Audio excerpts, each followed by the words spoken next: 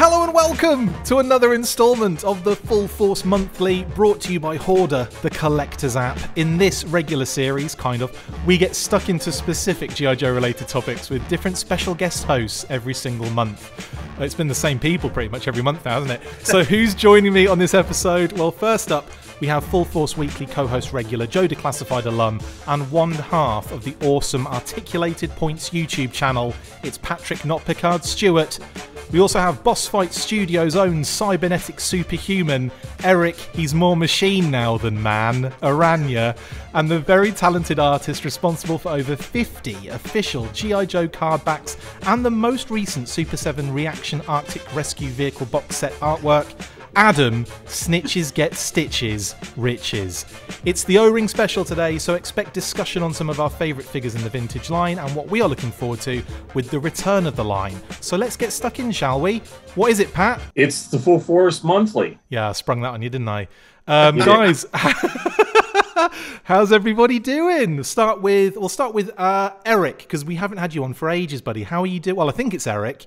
You look similar to Erik Araña. Who are you and what have you done with him? I am indeed Erik. I'm from the mirror universe, the good Erik. Are you reverse Erik? I'm the Bizarro. No, the other Erik was Bizarro. I'm the... That whole time we've been dealing with the bad one? Yeah. You didn't know that? I was going to say, that makes a lot of sense now when you say it like that. Amazing. Adam, how you doing, buddy? The same as last month. I'm alive, I'm busy, doing my thing. Just alive and ridiculous. Get ready for all those big Joe reveals soon, because, I haven't been sleeping. All right, there you go, guys. There's a massive hint for you on what Adam's been dealing with.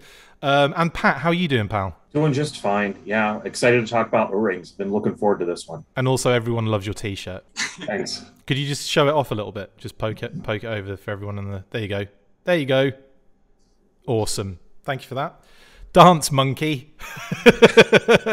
Right, let's get stuck in then, shall we, to this episode that's taken probably about 4 or 5 months to get right and get sorted and get recorded, but we're on it now, and that's the most important thing, and that is the O-Ring special.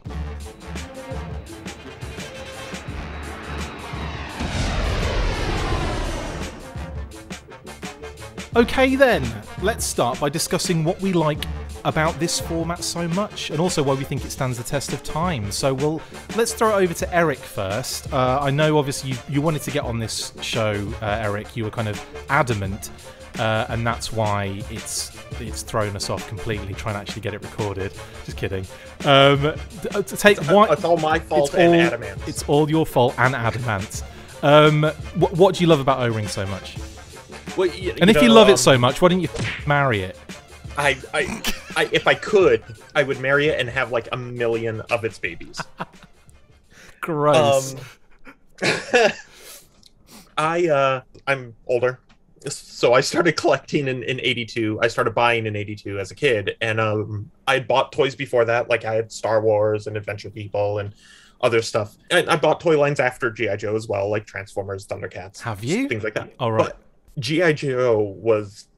when the first couple of Joes I got, it really just kind of most everything else just kind of became background noise for me, because of the way they moved, the things they could do, being the fun of assembling the vehicles and putting on the decals. It was an experience to buy the vintage A Real American Hero line. I liked it when you had decals sometimes with the figures. It wasn't happen very often, but I remember was it Gung Ho Marine dress uniform? You had to put his his stripes on, didn't you? And Duke, the male and Duke had it. Yeah, so like I know what you're saying though. In terms of the vehicles, that was so much fun, wasn't it? You create a Cobra if you were a dumb kid that put oversized stickers on a small figure. And Stretcher. What was that? Oh, did you say Stretcher? Stretcher, yeah.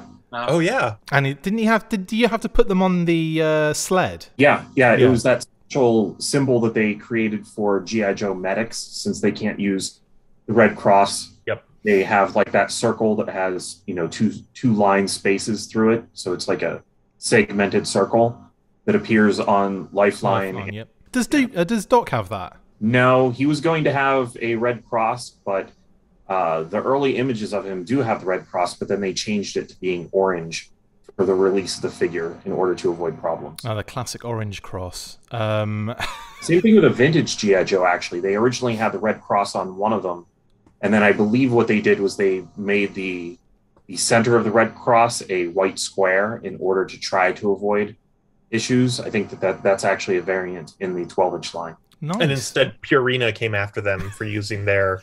I was just going to say that. Empire Strikes Back, they all took the Purina logo. Yeah. We could go on a tangent real bad here. Yeah, we already have done. No, that's what were your first figures, by the way, Erik? So I have a very clear memory of this. Going to a Best department store, which don't exist anymore, and they were essentially Targets, kind of ish. And their toy section, my mom would basically tell me, wander the toy section, I'll be back. And so that's what I was doing. And I walked into this aisle, and it was like wall of 82 figures. But it wasn't just figures. There were other things there too. There were like plates and all sorts. Like, it was crazy. I just went mental. And they were so inexpensive at the time, even for us. My mom actually bought me Breaker, Grunt, and the Ram. Nice. So I went home with 2 figures in a vehicle, straight arm, and I love those. I mean, I think it's why the Ram is my favorite figure and why I love Breaker so much and Grunt. And so it's cool that you got Breaker with the Ram as well. Yes. Based on that's why I remember. That's why I wanted it, because he was on the cover. He was on the art on the outside. Did you shave his beard off the figure to make it match? Yeah, I did. I took my dad's razor. Awesome. Adam, what were your firsts? What's your kind of first initial? It's weird to say that, like, I almost feel like G.I. Joe's been there my entire life. I don't really remember, like, the exact moment that, my fandom kicked off or whatever. For sure, I was watching the Deke series and Sunbow reruns, which, for whatever reason, I viewed as subpar because I don't think they were as colorful. I definitely know that, like... How does that work? I know, it's a weird thing, but... And in hindsight, what was I thinking? But for sure, I had I must have been like late '89 or early '90 that I jump on, because it's funny. I almost wonder why I didn't become like a videographer, because as a kid, I was constantly taking pictures and filming things with the camcorder. And I must admit, you've sent me so many, or you sent us so many pictures in the past of you as a kid. Erik did recently as well, and it's amazing how much you've got. Because I feel like I've seen a couple of yours, but not loads, and I feel like I don't have enough. Like, I've got like maybe 10 good ones that I'll always show you all the time, but like, I feel like you've literally documented your entire childhood. Kind of, yeah. I don't know. I'll send you some for this that you can stick on the recording, but I know some of the ones I had early, because I don't know why I didn't take pictures of myself with them, but I would literally just take photos of the figures set up on desks. They're all blurry and awful, but like, I definitely had like Snake Eyes version 3, Captain Gridiron, Metalhead, Skydive. So please don't mention Snake Eyes version 3 with Pat in the room. He just gets such a. It's definitely a good start. That's great that he got to enjoy that. Yeah, that sort of is why that was kind of my definitive Snake Eyes right out of the gate. But shut up, God. Oh, we talked about this. I got equal love for yeah, and also, like, at that time, because people that collect now just can't even comprehend what this was like, but you would walk down an aisle and there would literally be hundreds upon hundreds of figures, and so there would always be those stragglers from, like, previous years, like, if you went to, like, a drugstore, So I was able to get some, like, I got Lightfoot. Now we're talking. Yeah, the Cobra Adder, which I think was from '87. So, like, some of this stuff was, like, and I would see these, like, you'd see, like, the Super Trooper mail away form and be like, I want that. Oh, yeah, that expired 3 years ago. Yeah. But, like, so you were still able to pick up little odds and ends. So it's like, I feel like, and then to further kind of convolute my story, if you look at a lot of my childhood pictures, you'll see me holding stuff from, like, '82, '83. And the reason for that is because there was a comic store near me that would have, like, these little, like, clear plastic boxes that you'd put trading card stacks in, with, like, a flap window. They had a whole case full of those that would have loose, vintage, I guess, 4-year-old G.I. Joe figures in them, complete with parts. And so I would go there and pick off some of the characters that were in the cartoon that I obviously had missed at retail. So I actually have like a really well-rounded O-ring collection, despite not actually being there for the first run of it. But there's too much history for you. And now let's hear yours. Actually, I want to hear Pat's first. Pat, we've kind of discussed this in the past, haven't we? Your first ever O-ring stuff. In fact, you talk about it on every weekly, but do it again. Yeah, I never shut up about it. It's basically, I was collecting Micronauts. I had Micronauts; those had ended. I was the precursor to GI Joes, basically. Correct. I was collecting Star Wars. So it wasn't like, because of Micronauts, it wasn't like the articulation was completely foreign to me. Yeah. But whenever my birthday came around, what always happened for our birthdays when we were around that age is we would have a get together with the family where we would open most of our gifts. But I had one that I was allowed to open on the day of my birthday, prior to that going to happen probably on the weekend after. Oh, I see. What? Yeah, That's mean. Yeah, my brother on my birthday had picked out a one figure for me to open that day. And he actually had picked it out for me in the store. And I picked it up thinking that it was going to be a Star Wars figure, which I should have known since they're on the opposite side of the card. But at that time, I didn't notice. I noticed that following Christmas. But anyway, I tore it open, and my first figure was a straight arm Cobra Soldier on my birthday. So I remember it was November 14th, 1982. I opened up a straight arm Cobra Soldier, and that was my 28th birthday. Your 28th birthday. Amazing. Sorry, I've just elevated everyone's ages to like 305 or whatever. I love the way that Pat's brain works, where he says these things like, oh, and of course I should have known. They were on the opposite side of the card, and I'm like, I have every Star Wars and Joe figure, and I don't think that even crossed my mind. Dawned on me. That's all. It never dawned on me until he just said it. I was going to say that myself. I thought, I'm not saying that because everyone's going to think I'm an idiot. And then you said it, I'm like, thank you for that. Yeah, because I was like, I've only just realised that Star Wars figures are on the other side of the card. How has that happened? How does that happen? Fudge. Right, brilliant. Yeah, that's awesome, man. That's awesome. I will quickly run through my first, which I've done before, and everyone's going to be like, we know, you dickhead.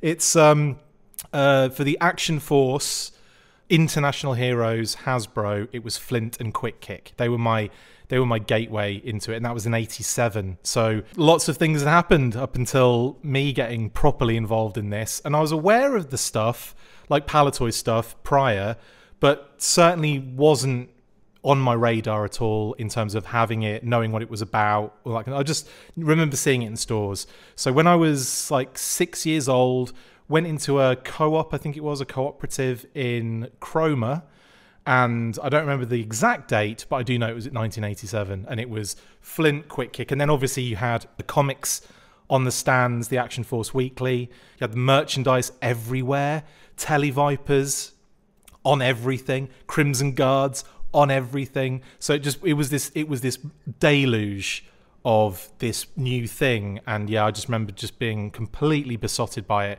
reading every single page of the comic. But those figures, Flint and Quick Kick, still have them to this day, have all of my childhood figures and vehicles and stuff, and absolutely adore them. Why is it then, lads? Because I assume you guys have maybe got some of your childhood stuff, or I'm just assuming there. I have literally everything I ever bought G.I. Joe, Action Force, as a child, in my possession still. Everything. All the paperwork, all the everything. Is that the same with you guys, Eric? No. I have sold and rebought my collection like 4 times. Nice. But did you keep anything as a child? No, I don't have anything from. I don't have any of the original items that I actually owned as a child. Well, you don't know because you might have bought it back by never really. Well, that's true. That'd be great. We should have had been a way to track every single individual item to see where it actually goes. What about you, Adam? Have you kept all of your stuff? Not all of it. I do have a handful of things, and once I started getting into being a little bit older, like around like 93, 94, then I was, I think, a little more careful about taking good care of it and hanging on to everything. But I actually have kind of a tragic story that of childhood stupidity. That same store that I was buying the vintage figures from. Yeah. When Nintendo 64 came out, I was mildly obsessed with wanting to own the game Banjo Kazooie for some reason, and so I sold them like an enormous amount of my childhood Joes and vintage Star Wars stuff for like, I mean, pennies on the dollar, like, you know, which is just, I could kill myself for that, but you know, that's okay. It's, I probably bought back my actual childhood ones from that same store later, so it's all good. They sold them back to you, basically, didn't they? Probably. I only laugh because it's just the choice of game out of all of the games that it could have been. I know, that makes it even worse. Like, if it had been a game that, like... I'd have accepted like, Contra. I'd have accepted anything like that, like Super Mario or anything like that. If it had been, like, Tetris or something that, like, I'm still playing to this day, I'd be like, well, at least I got my hours out of it, you know? But, I mean, like, I was pretty done with Banjo Kazooie 6 months after I got it. Although, funny enough, I still have that. Yeah, I enjoy Banjo Kazooie. It's not a bad game, you know? It's the Full Force Monthly Banjo Kazooie special. Brilliant. That's amazing. Pat, what about you? Do you have Banjo? I mean, do you still have your childhood collection? I do actually still have my original copy of Banjo Kazooie. Yes, I do. Brilliant. That's all I wanted to ask. I attempted to keep all of my GI Joes and everything, but you know, an accessory here or there. I think I did maybe lose 1 or 2 of those. Oh my God! I used to keep some broken crotches. Some things needed to be replaced, but I still kept the original figures that broke as well. Yeah. I definitely had some water damage to my big stack of blueprints, so I don't have blueprints to go with my vehicles, but I have my file cards. So yeah, I would say yes, I do have my childhood collection, but it's a childhood collection. That's been urinated on, that's been damaged. So all the crotches ripped off. Yeah, no, I feel that, definitely. What I was going to say is I, for some stupid reason, thought it was a good idea to keep all accessories separate from the figures in a box about like yay big, like kind of square box. So they're all going in underneath the flaps. You know how those kind of packing boxes are. So you get like a pistol going in there and then probably weasel its way out through the tape at some point and just decide to leave itself in a carpet somewhere. Yeah. I tell you what I did lose, and I know I've lost and have never found it since. Sergeant Slaughter's baton from the Triple T Sarge. That's the only one I remember losing properly. I've broken stuff as well, but I used to keep it all, including the broken tabs.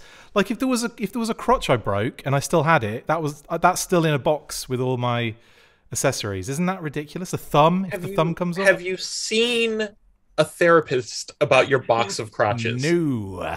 About your crotch box, because oh, I also at one point I did fix all the O-rings on them as well. So technically, I don't know what you can't really call it your original collection anymore, can you? At this point, they've probably already deteriorated. Yeah, no, the ones I fixed have probably all busted. Yeah, I think O-rings are just routine maintenance. You change them out. Still an original figure. It's like an oil change in the car. It literally is. Yeah, that is exactly what it's like. It's every 3,000 miles. Got to fix that O-ring. I feel like I'm plumbing when I'm putting an O-ring inside a friggin' action figure. It's like, oh, like fixing its like pipes and all sorts. Yeah, it's so weird.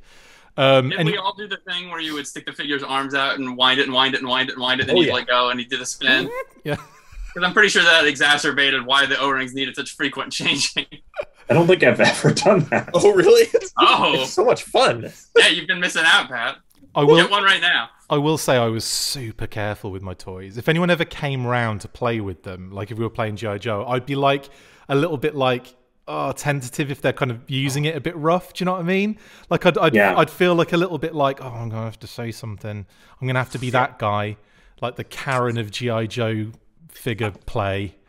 I was super careful with mine to a point where I had them in like tackle boxes. Nice. With all their accessories and stuff with them and everything. Like I was really like anal about it, and I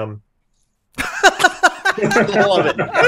And that's gonna get full screened, by the way. If like a thumb broke or a crotch broke, it was game on with a drill and red paint, and this figure's gonna be painted up like he's just been shot to hell by Cobra. I remember as well, one of my earliest memories about kind of O-ring G.I. Joe figures was watching The Boy You Could Fly. That movie, if you haven't seen it, is just great just for the G.I. Joe bits in it, honestly. Like the Fred Savage, the little kid. has this huge collection of G.I. Joe, and I really want to talk to him about that. I want to get Fred Savage on the show and talk to him about that particular movie and what the deal was with all the toys, because honestly, as a kid watching that, I was just so jealous for a start, because he had all these figures I'd never seen, or I knew they were out but didn't have. And he's putting Shipwreck and Dusty and all those on the shelf, and he had this really cool, like, I don't know, it was like a play set and he was playing with his Rattler, and he was like going, shooting at this. It was like an airfield play set. It was amazing. And I'm like, well, obviously that's been made specially for for him to kind of play with, or it's some other toy line or something. But there was watching that and just being so jealous of all the cool stuff he had.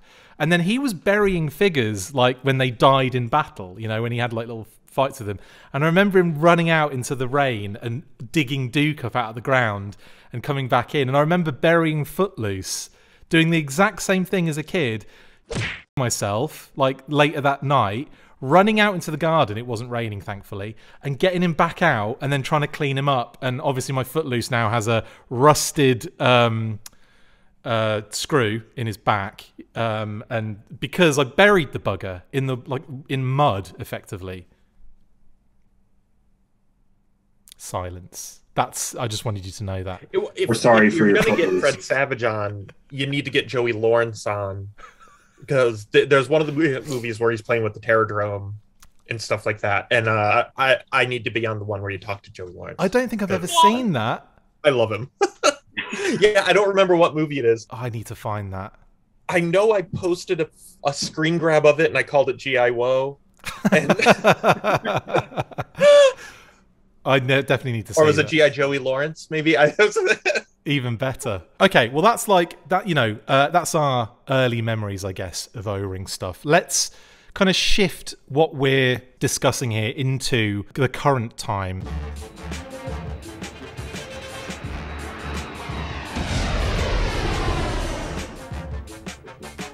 So we're looking at now the 40th anniversary. We've got a relaunch of the G.I. Joe O-ring line by Hasbro, starting with the HasLab Sky Striker with a ton of interesting figures, some familiar faces, followed by 2-pack sets, a number of classic characters.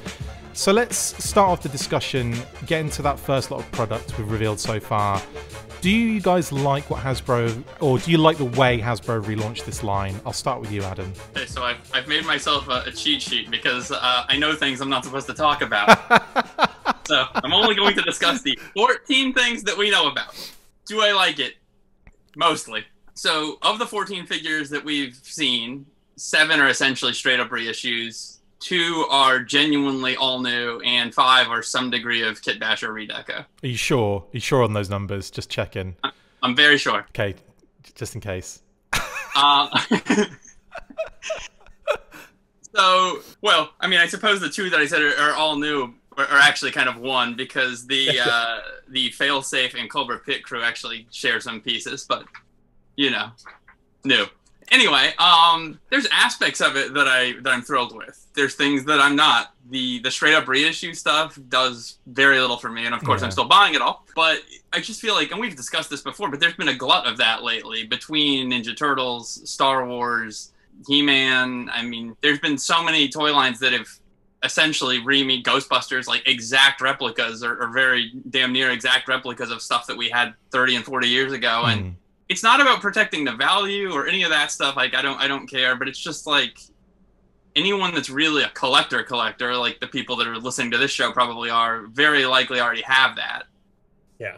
For a more casual fan that's just stumbling across this stuff in a store, that's awesome. But I feel like with G.I. Joe, if it's being sold through Pulse, it's not being targeted to that person. Yeah. It's a mixed bag, though, because at the same time, I don't want to be a hypocrite. Figures like Ace and Storm Shadow are all yellowed and falling apart, so to get a nice, fresh, minty white one is awesome. And I'm not going to talk for the entire show because, that's going to drive everyone else crazy. So I have a lot more to say about this, but let's spread it around. Oh, what about you, Pat? It's the Full Force Monthly. Specific question yet? I got lost in what Adam was saying. So your specific question is, how do I feel about the relaunch? Yeah. Having the figures in hand, which I have Snake Eyes here, I'm more thrilled with the possibilities that may come in the future about things that we may get than I am about what we've been shown specifically, or what I have, what I even have in hand. Feeling the figures, they do feel like, even just to bend them, because the way they're constructed, the way they had to be done, actually, because of changes in plastic, they feel a little bit different, but they look pretty good. I think that some details on Snake, I guess Snake Eyes may be an easier one to get to look good, since he's just all one solid color. He's a little more flat than the glossier vintage figure. Yeah. But I don't think that detracts from him too badly. Storm Shadow, probably the weirdest thing to me of this 2-pack was the fact that Storm Shadow's accessories, like, there were no nunchucks packed in with Storm Shadow. Both sets of nunchucks were in, like, that accessory pack that's in the bottom, which I wish I knew what that was intended to, like, how were those accessories intended to break down between the two figures. And if someone were to sell me a loose Snake Eyes, is it complete if it doesn't include the sword? I've got to say, I'm not quite sure about why they're doing that. When, like, really strange, especially when you've got version 3 accessories in there as well. I'm kind of thinking, surely you want to release a version 3 down the line.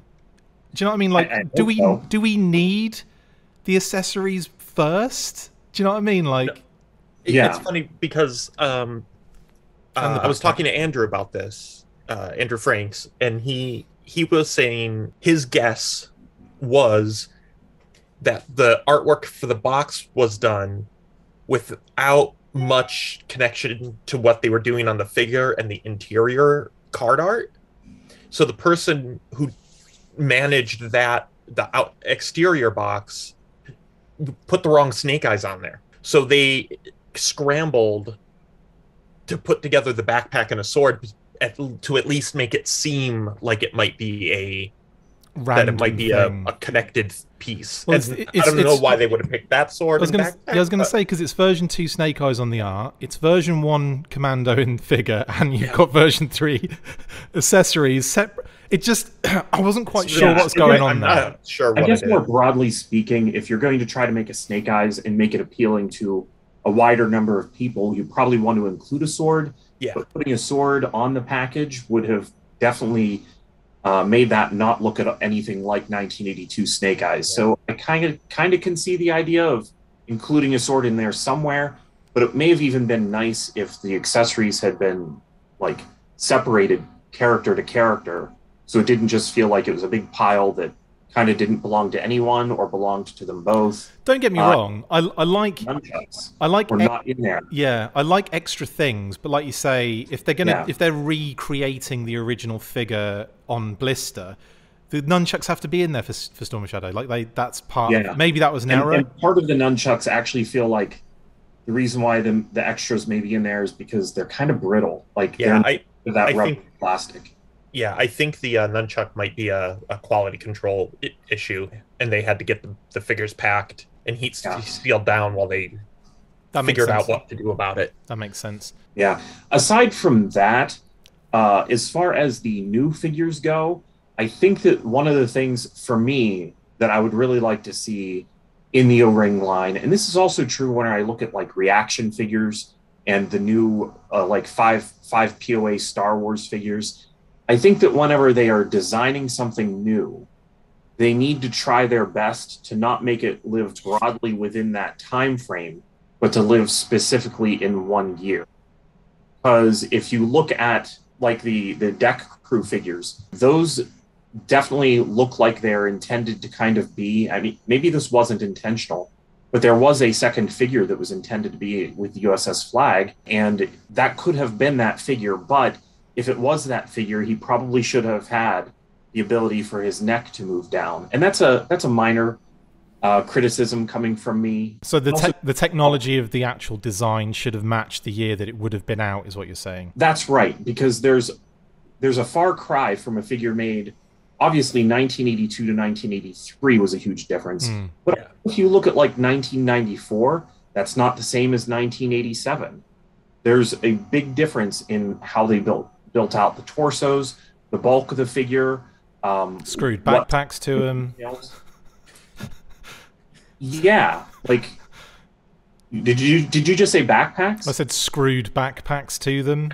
Like, oh yeah, talking about backpacks. Yeah, like but like the buck changed. Yeah. And if it's supposed to go with the flag, it should probably match that year worth of figure, that buck. Absolutely. Yeah, and there are just some minor things that also changed throughout the years that would be nice if they tried to pinpoint a specific year and go with that whenever.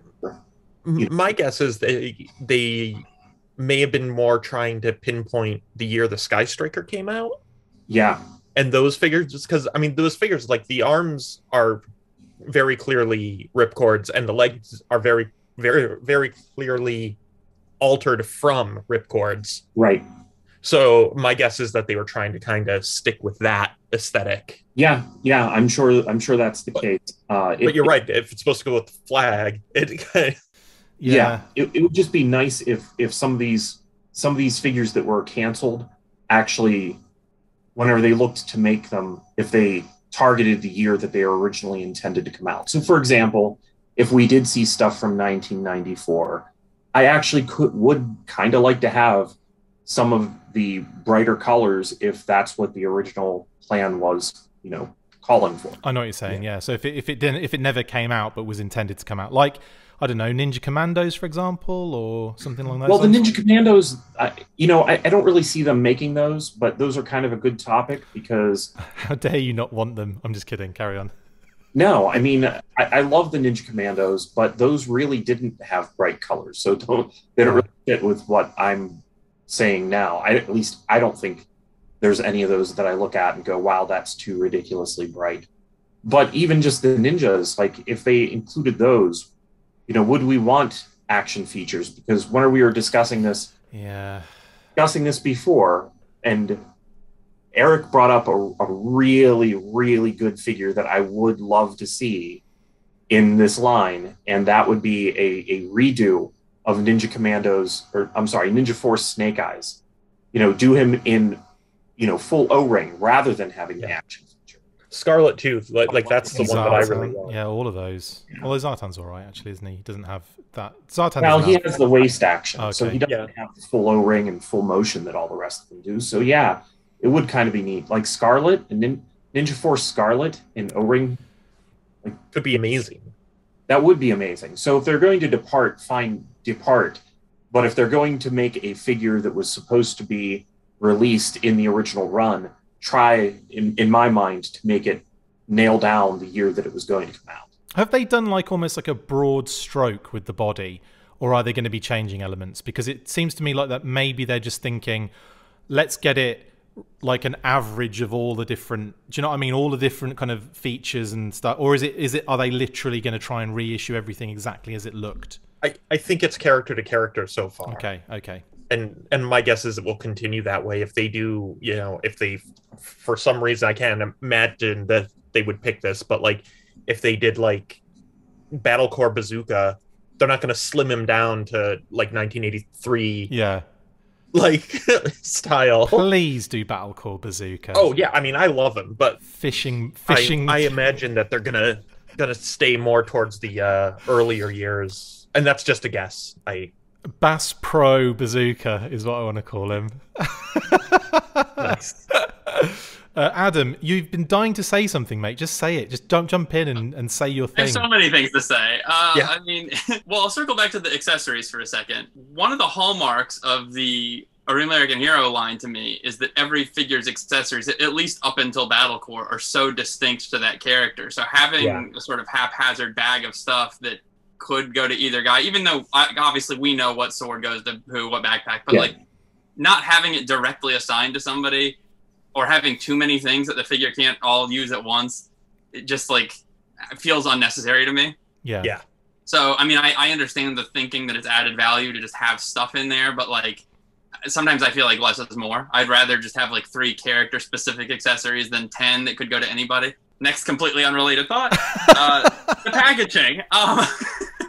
I don't love the move to plastic-free packaging on anything because for a variety of reasons, and everyone knows them. You know, we're worried about theft, we're worried about getting good paint, etc. But these figures have been given these exceptionally deep bubbles with a secondary liner tray in them that the originals never had. And I feel like you could have actually eliminated quite a bit of plastic there by not having that tray, having a more shallow bubble, and it would look more authentic to vintage. So that was sort of a strange decision to me that I have no idea if that's going to change in the future. I suspect this line is still very early and will continue to evolve. I mean, we already know that there's going to be some degree of inconsistency because they said about Ruthel and the Sky Striker figures will have single language file cards and these are not. So, you know, we're building a collection, but like it's not going to be consistent right out of the gate. We already know that. But like, I don't know, there's just a lot of little weird, like, they almost seem like the figures are like lunging forward, like they're in the process of, you know, giving you a hug. I feel like, you know, they could just as easily be standing, you know, pencil straight with their arms down at their sides. They're like, why did we need this entire huge secondary bubble for that little Uzi that could just as easily be floating up here with this guy? It's like when you print something and it just has like the address at the bottom of the page. You're like, why? Why would the So there's just, or like, I mean, this is real like stupid nitpicky stuff on my end, but like clearly when I look at the packaging art of these, the Storm Shadow art appears to be at least a direct photo off the original painting, which I know is still at Hasbro, so obviously they have it. Yeah. But Snake Eyes definitely is retouched. I don't know if it's a recreation or digital. I mean, this painting's been redone so many times by so many people, including myself, that who even knows whose it is anymore. But so like it's just little nitpicky stuff like that. Like I kind of wish that there could be more consistency. Thin card as well, isn't it? It's very flimsy. Yeah, I mean, I know that's something that really bothers a lot of people, that they're kind of, but like, it doesn't bother me too bad because, I don't know, it's sort of the same thing as like having a huge comic collection. Like bags and boards weigh nothing until you have 200 of them, and then the box weighs 1,000 pounds, you know? So in a way, I'm almost appreciative of the thinner cards because I'm not doing anything with them. So. What I would say is it needs the white border for me. I think the white border visually strengthens it. Do you know what I mean? That's really strange not to have that frame on there. I don't know if maybe, I mean, I really have no idea, but perhaps that's something to do with Super 7, that like because they got the white border, they're trying to differentiate product. I don't, you know, actually, because there's always so many white borders aren't like purely around the outside, kind of. He's broken it. Framed with additional black border. That's interesting. I like, see, but I look at that card. I prefer that card. I prefer the look of that card because it's got that kind of, it's got that strength around it. Do you know what I mean? It sounds weird, but visually it looks stronger. That one to me looks like it dissipates into the ether. Like it doesn't, you know, there's no end to it. I know that sounds ridiculous, but when I look at that card, it just looks like it just evaporates into nothing around the edges. I'm upset that it doesn't have a pink border around it. Oh, mate, that's what... because this is what I like. This is what I wanted to talk about O-Ring eventually when we get to it, but I'm going to say it now. I hope we see vintage, not just for this retro, for the O-Ring line, but for Classified too, when they do their retro card backs. I really want them, if they're doing other characters from different eras, different figures from different eras, to do that background, that retro card. And also, I would absolutely go nuts if they threw a couple of those in now, rather than wait till we've gone like 20, 30 figures of just the black card over and over again. I'd love that if they did a bit more Super 7 kind of stuff and drop in the odd wild card, not literally. You know, drop in the old... nobody wants wild card. Drop in the old steamroller. No, I don't know. Drop in the old random every now and again. You know what I mean? That would be so great. Like a repainted O-Ring, like a Sonic Fighters Road Pig or Sonic Fighters Falcon, and then you've got like that card. You know, like that's what I want to see them do. Being online exclusive, it really lends itself to that. If this was at retail, you'd have a harder time with that because they want to have some kind of identity. But I think anything should be fair game here. And what's funny is that when you watch all those like Hasbro promotional videos with like Emily and Lenny and all the team, that when they were doing the HasLab stuff, they would pick a random figure pretty much all the time. It was from like 89 and 93 was like where they were picking the figures, and I'm like, none of them had like vintage cards that they were showing off. Like the Mindbender was like the crazy one, wasn't it? If I remember, yeah, it was the Battlecore one. Yeah, and like, yeah, just things like that. I'm like, they're aware of that, so I really hope that gets translated eventually, like sooner rather than later. I don't want to have to be waiting years and years before we get a Ninja Force carded figure, or do you know what I mean? Like, I want to see that variation.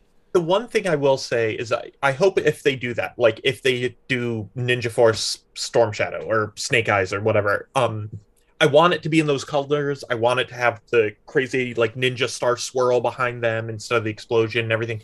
I still want it to be the same format and size as the traditional vintage one. I want them to kind of compress it back down, just as a collector OCD thing. Yeah, you know, like I don't know. You know, I don't know how I feel about that, honestly. Like, yeah, I honestly no, but I'm not about how what you're saying is that I don't know where I sit on that particular issue. Yeah. Like, I don't know. I think I'd be fine if they did massive ones, because obviously it was the same in the vintage line, wasn't it? It was like we had this one, but, and then also Street Fighter 2 and when Sonic they do, Fighters. You know, when they do all the Marvel Legends on the retro cards, those are all different sizes, different shapes, different everything. Like they are going all out to mimic them. So hopefully, as you see it, especially with Classified, with them doing it, that they'll really lean into it. I think the first one we're probably going to see as like an example of this, or it's a twisted example, because obviously Night Force Ripcord doesn't exist yet, and also a single carded Night Force figure doesn't exist yet. So I see Night Force as big oversized cards, but that's because there's 2 figures on them. Now with the single figure Night Force Ripcord, I think that will kind of give us an idea as to what to expect. Maybe they probably will go down that route, Eric, of doing uniform cards, and I know Adam can't say anything about it, which is hilarious. I have no idea. I would hope that they'll find interesting ways to package this stuff, but yeah, my gut kind of tells me that with everything sort of staying very much in that like 82 to 84 lane from what we've seen, I wouldn't be surprised at all if it's not even acknowledged on the packaging. Yeah. And my guess is, you know, and this is, I like the way they've rolled out the new O-ring stuff. I have some issues with it, like you know, mostly character choice and stuff like that. But I'm that's the fanboy in me, that's the designer in me going, you know, wanting to look. It's like a mix, like wanting to look back. Like I'm kind of like, why would you do another? I feel like Snake Eyes version 1 had so many re-releases during the new sculpt era that I feel like if you're re-sculpting a figure from scratch of Snake Eyes, why wouldn't you do the version 2 that's probably actually the most iconic? And don't say that to Pat. Can't say that with Pat. No, it's never been re-released. I'm not saying it's not even my favorite Snake Eyes, but it's probably the most iconic to have the goggles and the blue and the grey, and I know exactly what you mean. But it's never been re-released. Why wouldn't you go that route and do that version? I totally understand just, you know, doing the first Storm Shadow. It's not my favorite Storm Shadow, but I understand why they did it. No, I agree with that. I think Snake Eyes version 1 has been reissued so many times. Is it because of reuse potential? Oh, I'm sure it is. 100%. That's actually why it is. So what? Get the rest of the OG figures done in it. Yeah, basically. I mean the torsos is also Stalker, so there's a key character that you can do right away. It's also Hawk and Grunt and Breaker, and Scarlet. right, sure. Yeah, so I mean it's a start on several figures. Sparks. Yeah. I always wish that Zap had that same left leg, that Zap had the bombs, because in the cartoon, Zap was always your bomb guy, but he didn't. He just had the same legs as like Short Fuse, Roll, and everybody. Yeah, I do want to say some positive things about this line. I not that the things I said before were negative, but I really like the redeco figures. So for example, like the animated Cobra Commander Duke, the animated Cobra Trooper. I think that is the perfect way to breathe new life into these without them feeling redundant or feeling like we're rebuying things we already have. And I think for the casual, you're still scratching that itch. If anything, probably more so because the cartoon is how they view those characters in their heads. Yes. 100%. So I really wish that there would be more of a direction leaning that way, more consistent to that, and not a little bit dipping the toe in both waters. Like, pick a lane, either go vintage reissue or animated colors. From a market standpoint, though, I kind of see why they're doing a little bit of both, and that's probably the best way for them to handle it. And again, for like for the hardcore collectors who have all of it already, that does seem kind of redundant. But at the same time, I have the Snake Eyes and Snore Shadow. I didn't open them. I hung them on my wall because I think they're awesome, and I have the Cobra Trooper and Officer on order. I have the HasLab stuff coming in next year. I don't remember. I don't remember what the timeline was. 2067, I think. Yeah. I will say that on that point you just made there, Eric. There is a thing here where it doesn't have to be part of your collection as such. It's just nice to see this stuff is back. It's nice to see that you can actually just buy it if you wanted just one. You can cherry pick it if you want. Yeah, to. Yeah, totally. I'm currently buying everything. I currently have everything on order that is coming. It doesn't mean I'll continue to do that. Like if we're gonna have 2 Cobra Commanders already, if they repaint it a 3rd time, I might pass up on it. I don't know. No, you won't. Probably won't. No, you won't. If they do another Snake Eyes 6th version 937, I'll probably just go, I'll have it. Like Adam was just saying, though, I love the redeco stuff. Like that Cobra Commander animated with the animated deco, I've wanted that since I was a kid. Like with the white stripe on the helmet and the black gloves, and like I love that. I love the ripcord, the Night Force ripcord. I want to see more of that type of stuff. I'm hoping we see like new Python Patrol and Tiger Force characters. That would be amazing. But the other one I really love is the Scarlet in the flight gear. I love that figure. Like that's really cool. And I would not have made that decision as a designer to do it. And I love when stuff like that pops up. I love the fact they gave her the deco that kind of hints at Glenda a little bit as well, which is quite cute. Her pilot Scarlet gear, or Glenda pilot Scarlet gear. That's kind of fun. I like that. Yeah. Double rabbit. I was just going to say, I do want to see more from the sub teams, but I'm not crazy about the colors that they actually chose for Ripcord.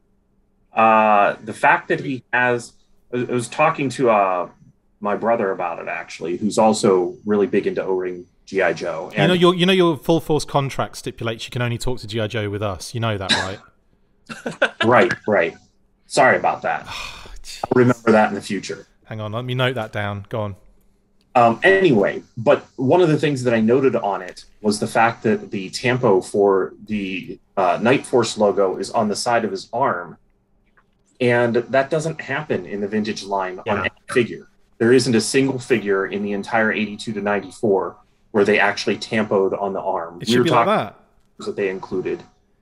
Like Gung Ho, I'm fairly certain that's why those were stickers, was because they couldn't put them on the side of the arm at the time. Because there's they're always on the front.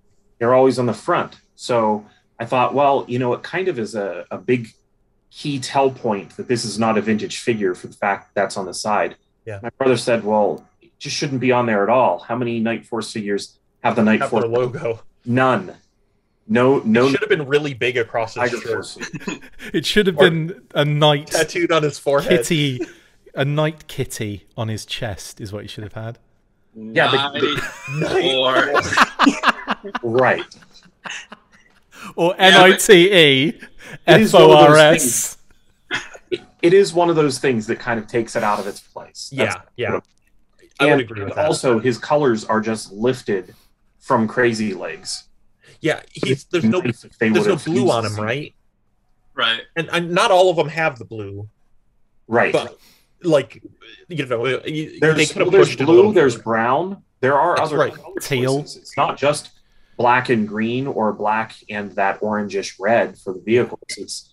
there was a little bit of red on the figures, but they left out, blue and brown, and I think is that everything? Blue, brown, gray. Some of them have gray.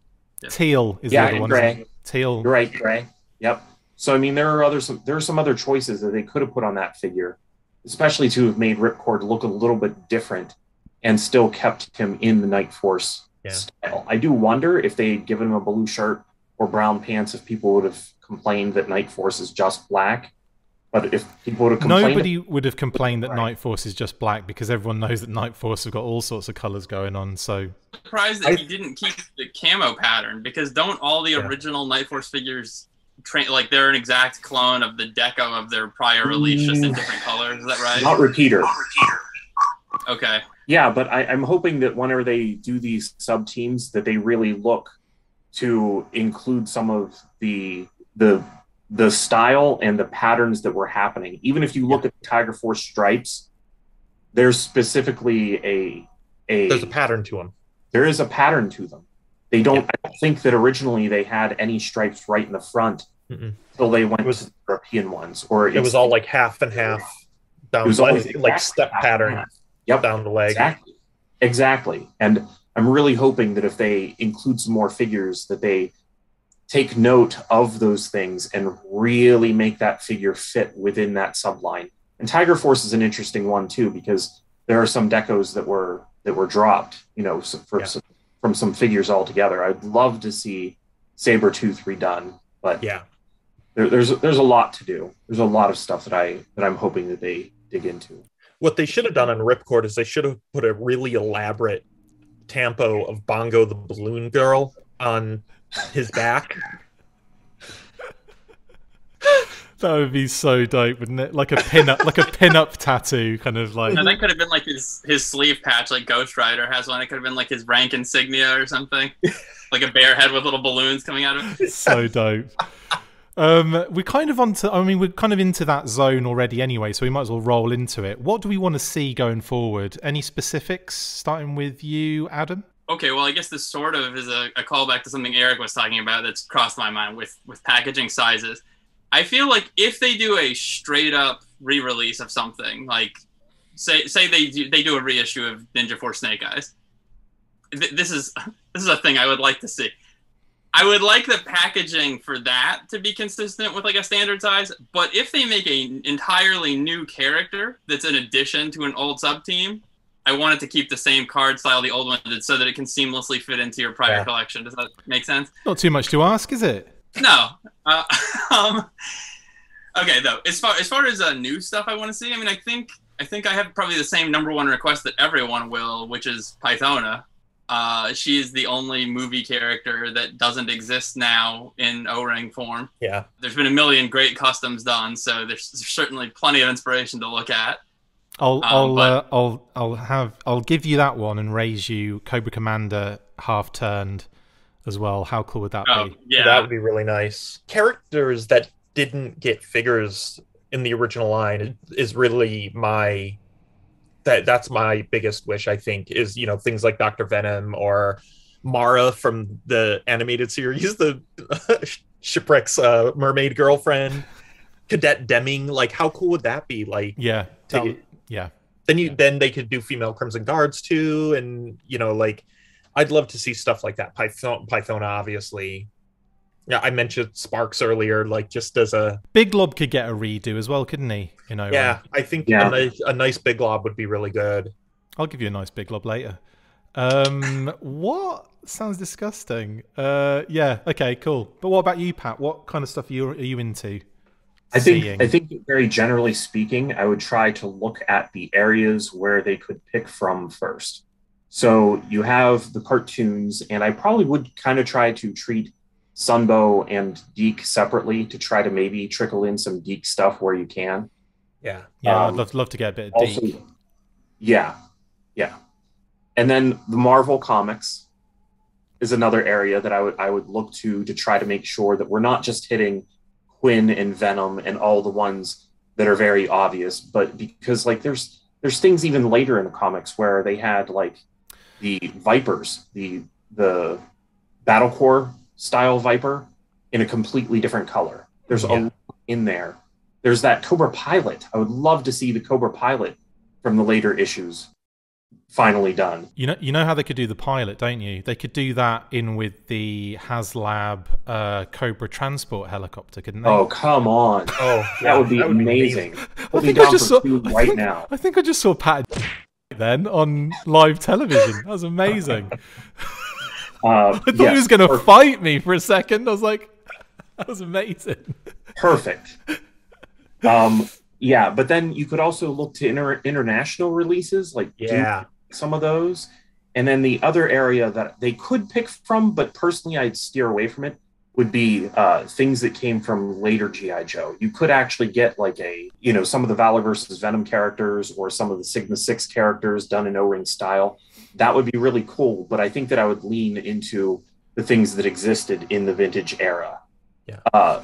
Specifically, go ahead. Oh no, talking about later stuff, I would love to see them look to later like decos that only existed like in 25th and beyond, but putting them on like one of the like Zorana, for example, SDCC, like Zorana, Black, like like if they did a Bat, I'm sure they'll do a Bat version 1, but then put like the jungle deco on him or the Inferno. Things like that. They did an Inferno Bat, but not in the original style. Not on the original mold, but they could do that. They could do the Nano Bat. They could do Yes. There's different decos there's a ton of decos for the Alley Viper. Shout out to Joe Declassified, by the way, and 25th Gary. on, and finally put out that Bat with the red straps for everybody. That'd be amazing. Yeah, that is so weird, isn't it? Yeah. But I think Pat mentioned the international variants. I'm hoping we see that. What's the Ripcord's name in Argentina? The Python one? Yeah. It's not Gatillo, is it? It's the other one. Relampago? Yeah, I think that's it. And I think Gatillo is the airborne one. Didn't even look it up, just out of my brain. Wow, that's amazing. Out of my brain. Yeah, I'd love to see like that, and I'm almost positive. Coruscant? Oh yeah, that would be amazing. That's the DJ one, right? Yeah, DJ is I would love that. Oh, come on. Yeah, I'd love any of those Eco or Sky Patrol ones. I'm gonna throw some spanners in the works, because you know how I am. I want to see them look at the international comics too. I want to see an O-ring Trent, who was in the Action Force weeklies and I think a few European missions too, for the Americans, the monthly Action Force monthlies. I don't know why I'm doing this, because he wasn't this tall. He was much taller than this. He was a human man. Raymond Trent, the Ministry of Defense liaison for Action Force and the commander of Action Force, because I think that would be so cool, because he had like almost like a Flint look. He had a beret at one point, but he's also like the suit version. I'd love to see them kind of do a Trent, because I think that would be so much fun and such a lovely little nod to the UK. I think that would be brilliant. And then obviously you've got all of the important UK stuff, which I'll come to after you've said your piece, Adam. Sorry. I was going to say some of the 5 POA Action Force stuff should be redone with O-ring articulation. Would be really cool. That's what I was just going to bring up. Like, how cool would it be to do like the Q Force or Space Force and stuff like that in O-ring stuff? Oh, it would be incredible. It would be so good, so good. And these should all be options that they're thinking of when they're thinking, hey, do we make Snake Eyes version 1 because he has some repaint potential? There's a lot of repaint potential if you really include those Action Force and other things. I know, like SAS Eagle, that would be easy, and that would cover so many other figures. Like, I think that would be great. I'm going to enter the craziest thought into this whole conversation. You ready for this? Go for it. Brand new. Not based on anything. What are you talking about? What are you talking about? I know. Not interested, mate. It's out of the box. Never work. Never gonna work. Never gonna happen. It's out of the box. I know it stopped working in 1994, but just roll with it. But what about the other international stuff? That's what I want before we get brand new. Yeah. Things like who's the character that's unique to I think it's the Australian comics? Kind of looks like Recondo. I can't remember his name. at the top of my head. I think it's like Tracker or something similar to that Why do I not know this? character, isn't there? There's also Philip introduced it to me, but there's also the G.I. Joe manga. Oh, that is mental. Yes. The main G.I. Joe character, who seems to be based somewhat on Action Joe, I think it is. Might be getting that wrong. But then there's also additional Cobras, all from the G.I. Joe manga. That'd be sweet to see some of that stuff. I'm just looking at the Australian section in Yojo, and I can't see anything. I could swear that there's some additional Australian character. I would have to ask one of the comics guys. It's one of the ones I always forget about, but I feel like he's due. You think that's due? Shadow Tracker. Oh, nice. Yeah, yeah. I'm glad you said that because I've been holding it in the whole time. When Pat was talking about how, well, I'd rather that we didn't like start cannibalizing later G.I. Joe stuff yet before kind of getting past some of the vintage like media inspired stuff. I kind of have the opposite take actually, because I feel like there's such an embarrassment of riches right now for stuff that's based on Sunbow and comic. Like for the longest time we had nothing, and now you have Super 7 doing Ultimates, Reaction, and Hasbro is doing O-Ring, and so it's like we went 30 years with no cartoon figures, and now there's 3 lines that are doing cartoon figures. That I almost feel like, well, maybe we just reverse engineer some of the cooler stuff that came out of that, like Pursuit 30th, 50th, like, Shadow Tracker, Volcano Viper, like, there was a few real, like, sleeper hits in there that would make great O-Ring figures. So I would love to see some of that stuff touched on. It's a design challenge, too. I love kind of doing that stuff. I liked doing it on Star Wars a lot when I did, like, the realistic-looking Clone Wars figures and stuff. But that kind of mentally, you have to like kind of design in reverse almost, like, but looking at like Shadow Tracker, and then you shouldn't be driving and designing at the same time and making it like O-ring style. It would be a lot of fun. You shouldn't be driving and designing at the same time, Eric. No, that's how I do it. Yeah, in reverse as well. Yes, so dangerous. Looking in the mirror. We know there are people at Hasbro that can do it because we've seen it already with the couple of Star Wars figures that they did brilliant jobs on, that Snowspeeder Luke and Grand Moff Tarkin. So they definitely are able to reverse engineer something to match a vintage They're aesthetic. Definitely up to the challenge, but it is a challenge. I was just pointing it out. I mean, I just think that we prioritize all this stuff too. I definitely don't want to have a situation where we get this O-ring line and then it ends and we've gotten ourselves, Shadow Tracker and Blackout, but we get Pythona. I will say that, Pat, or Dr. Venom. I know there are definitely priorities. I get what you're saying, but aren't we pretty much, unfortunately, that's kind of the way of lines, isn't it? You never really, I mean, it does happen. You get like Master of the Universe obviously has managed to keep churning stuff out and actually kind of complete stuff to get to the point where they're making up. So like, they are, how fast they're putting stuff out and how much they're putting out is impressive. Even like, something like wrestling, which is constantly evolving, changing, and they still churn stuff out for it. They're slight anomalies. I know what you're saying, Bud, but I kind of feel like you're either in a position where you mix it up a bit to kind of like get like lots of little cool things from different eras, or you just go from A to like Z, or A to F, which is probably what it would be, wouldn't it, before it kind of maybe ran out of steam or something. You're not going to get those odd things very, very easily out if you don't start trickling them in early. Yeah. But the pace that these things are coming out is kind of part of the problem. Yeah. We're getting one set of 2 packs that we order every once in a while. I don't think that there's enough of them to start introducing Pursuit of Cobra characters into O-Ring I don't think we're going to see like the Cobra Pilot, like those things. It's a shame to want a figure that hasn't been made at all, especially those ones that haven't been made at all for years and years, and then just get something that we got as recently as Pursuit of Cobra only in O-Ring. I don't want. I agree with you. With the current release schedule, you're 100% correct. And I think that's where Hasbro are looking at it. They're looking at it like, let's do some, big hitters, 2 packs each time. There's no point doing like you say. How would it even work if you had like Shadow Tracker and like Ninja Force Recondo? Just wouldn't make any sense, would it? Also, can we get Ninja Force Recondo, please? Yeah, I kind of want that 2-pack so good now. with a pink hat. Blade around the edge. Yeah. The 2-pack that I've had this in my mind for so long. I want to write it as a special missions comic. I want it as a 2-pack. Shadow Tracker and Ambush is like the peanut butter and jelly. Nice. But Who's the bread in that?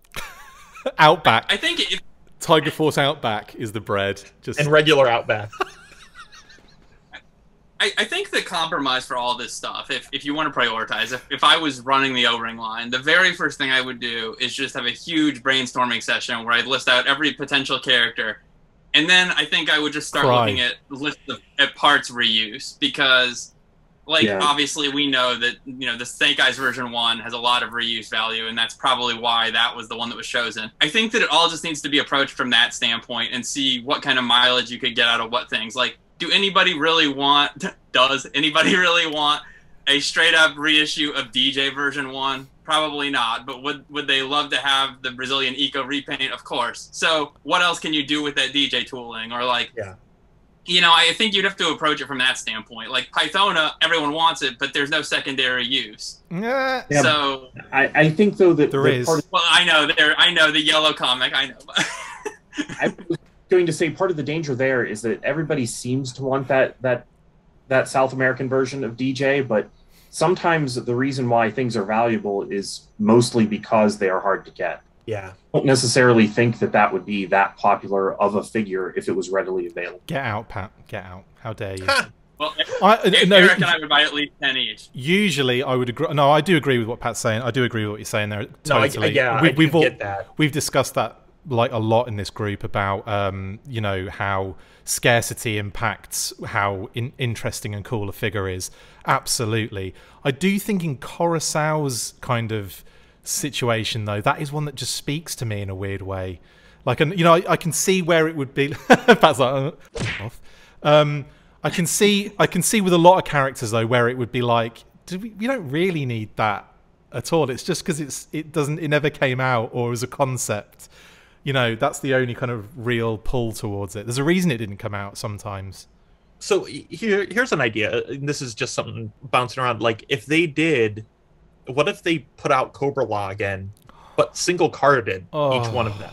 That would be so and then dumb. Pythona would be the fourth one. Yes. Or a 4-pack. 4-pack. Or do all of the Renegades, Yeah, Renegades like that. Yeah. Like, do that Mercer torso would look great repainted as an O-Ring Shadow Tracker. Keep going. that is a really good use of that. But yeah, there's a lot of stuff also in the vintage line that would be fun. Like, we're talking about the bigger cards. At HasCon, they showed off, I think they did, the idea of some of the wind-ups coming with a figure. Like, those are things that I've found. Could they release those on a big card and finally just release some of the ideas that they had in the vintage run of toys that actually were planned but were canceled. There's like a repaint of like Sea Slug or something like that, and some other ones too. It was really kind of random. It was a cool set. I think it would be cool to do stuff like that. Yeah, and I think I brought up before we started one of the characters that kind of was done more recently as a toy and was really only developed recently, but Shooter is one that I would like to see. But if Shooter, should they make her a straight arm figure? That would be amazing. What a waste. We finally get a Shooter figure. We're gonna restrict. Can't hold the gun. Like I feel like you can get a pass on doing that as a swivel and just say that it would have been an 83 re-release of it. Yeah. And then you'd have the body to do female Cobra Troopers. Yeah. Yep. I'd laugh if Pat got so angry about that he didn't bother buying it. He got one and just stood on it in anger because it wasn't exactly from the year that they was concepted.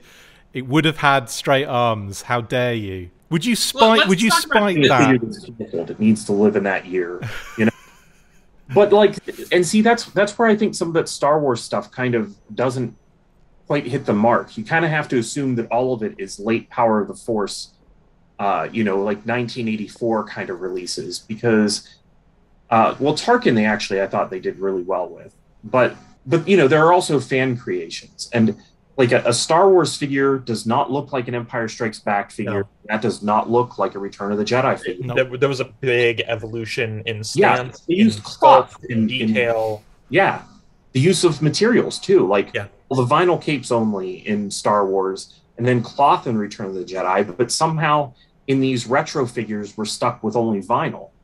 You know, they could have, if they're kind of shooting for a Return of the Jedi look, they could be a little bit better, but then maybe people wouldn't quite understand that they were vintage, because those figures, some of them, like the Jabba's Palace characters, looked really good. Mm.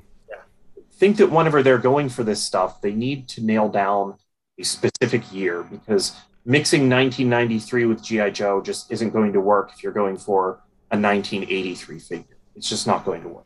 And that's all we're going to say on that matter. So if you're making Dr. Venom, make him fit with those early Joes, not with the 93 stuff. That's what I'm saying. Straight arm. I joke about the straight arms. Yeah, I know. Because you can get... It you could still would actually, be kind of yeah, cool. you could argue, because you could say it's just the 1.5. It was re-released. Did you not remember?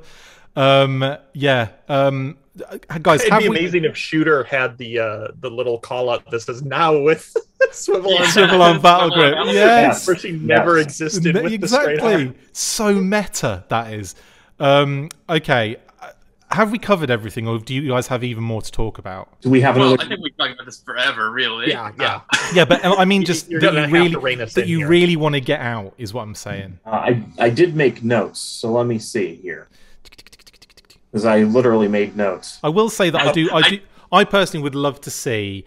I'd love to see them do like a O-ring Helix and like an O-ring Dawn. Yeah, that'd be fun. And those kind of things, because I think they're like almost characters that I feel have been around long enough now to be kind of ingrained a little bit in the, you know, in the canon. Like if they've just come out in like the last issue, then I understand maybe not. But like I feel like Dawn and Helix specifically have had like really good. How about we get a figure of Dawn at all before we get an O-ring Dawn? Well, O-ring could be her first one, and that would be like history being correct, wouldn't it? There's that incredibly not sexy statue of Dawn. That Kota Bukiya one with her... One I think point of we're articulation. One point of articulation. Separates and supports. Right. I do have one random thought. It feels like people... They do this thing where they disregard the prior generation of G.I. Joe whenever the new one kind of takes over. And I feel like there's this complete lack of acknowledgement of the fact that from 1997 to 2010, there were O-ring figures that just get brushed over. And well, that's I feel like the only one...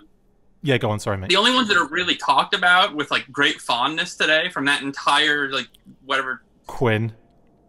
It's Quinn, Big Lob, the Vietnam Storm Shadow and Snake Eyes, The October and Guard. Horror Show. Yeah.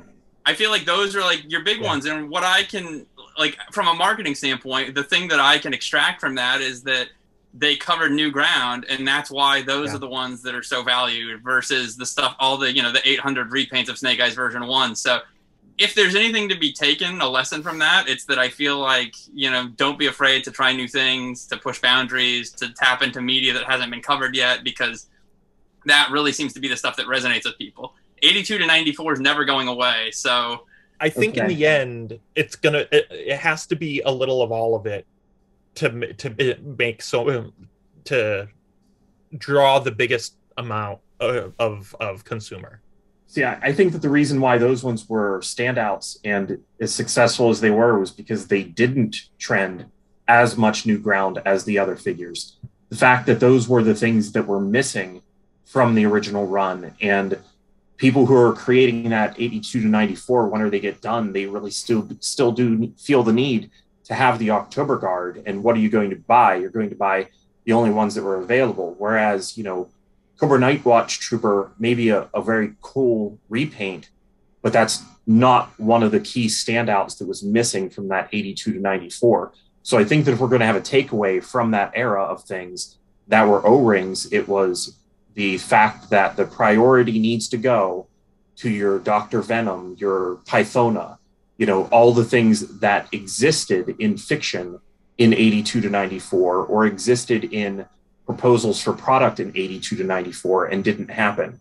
I would kind of skip over any of the things that were planned later personally. I would not put Dawn in the line before I would put Pythona. I just wouldn't.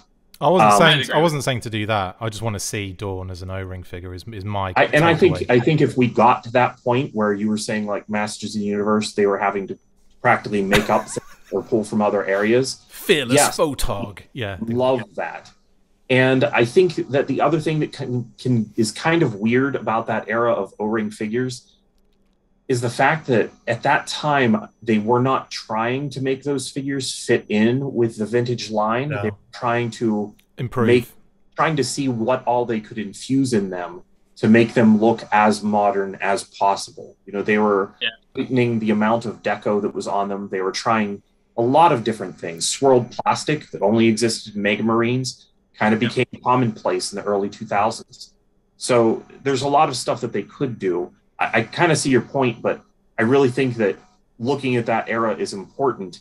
And the important takeaway to me is to get those characters out. Like maybe we could redo the October Guard in classic G.I. Joe packaging and with maybe some figures that look a little more like they fit with the vintage line than fit with the 2000s. Straight arm, yep, got it. 2000 stuff, straight arm October Guard, got it. A lot of the comic packs and stuff, I really like them, but then I think their faces are over detailed.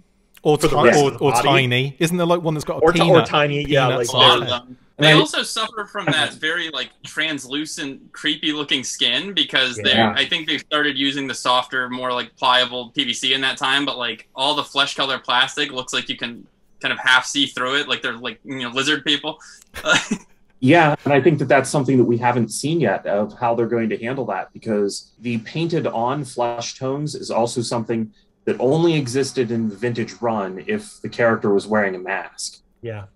Yep. So that's not something like, there's that, one of my favorite subsets from, and it's from the more modern, well, it's not modern anymore, but the Anti-Venom set. There's that Duke in there where they painted his flesh tone on.